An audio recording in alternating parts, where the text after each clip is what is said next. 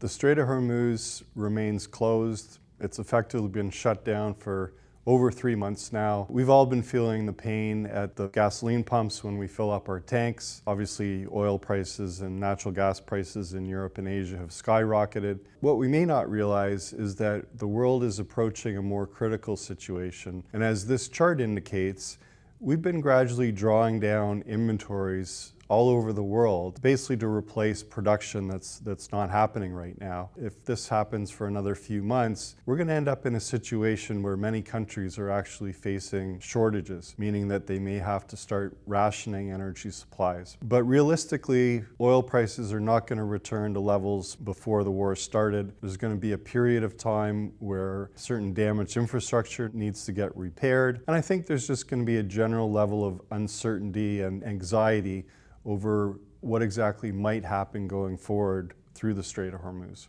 Ever since the start of the war in the Middle East, bond yields across the globe have been rising, so interest rates have been rising. The interesting part is that different parts of the yield curve are being impacted by different forces. So shorter-term bonds are really being impacted by a change in monetary policy. So this is the direction of interest rate setting that central banks such as the Bank of Canada or the US Federal Reserve will take. Earlier in the year, the expectation was that interest rates would actually come down. As oil prices spiked, that sort of flipped to a fear that interest rates might actually rise. Now I think we're in sort of more of a hold pattern. Middle of the curve, so these are medium-term type of bonds. They're really being driven by excessive supply issuance by the hyperscalers such as Microsoft, Google, Amazon. These companies are raising hundreds of billions of dollars in debt to pay for the AI infrastructure build-out. And when you see a lot of supply coming on, that usually means that prices go down.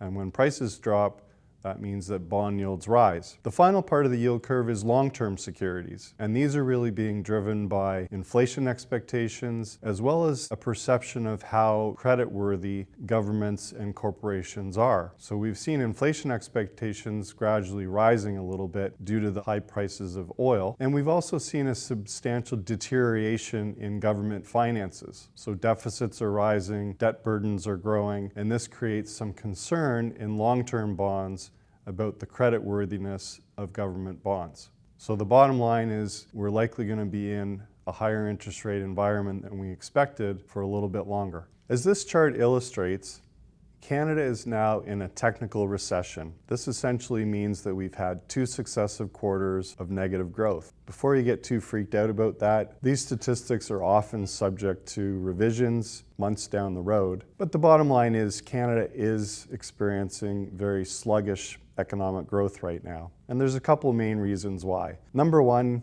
consumer spending has certainly softened. We're all spending more money on things like food, gasoline, housing, and that takes money out of our pocket for discretionary items. On the business side, many firms are sitting on the sidelines waiting for more clarity regarding the trade relationship with the US. We have the renegotiation of the US-Canada-Mexico trade agreement that's now underway, but we don't really know how that's going to shake out. So rather than making big capital investments, companies are just sort of waiting to see how that plays out. One of Canada's issues has been the extreme dependency on the US for exports. They are the single most important factor to Canada's economy, and obviously trade relations with the Trump administration have deteriorated. We are certainly looking to diversify our supply chains and our customers going forward. Prime Minister Carney is looking for new trade agreements with many countries across the globe. For us, this really highlights the importance of diversification, whether you're an economy like Canada or you're an investor. We don't want to have too much exposure to any one theme, just in case that goes off the rails.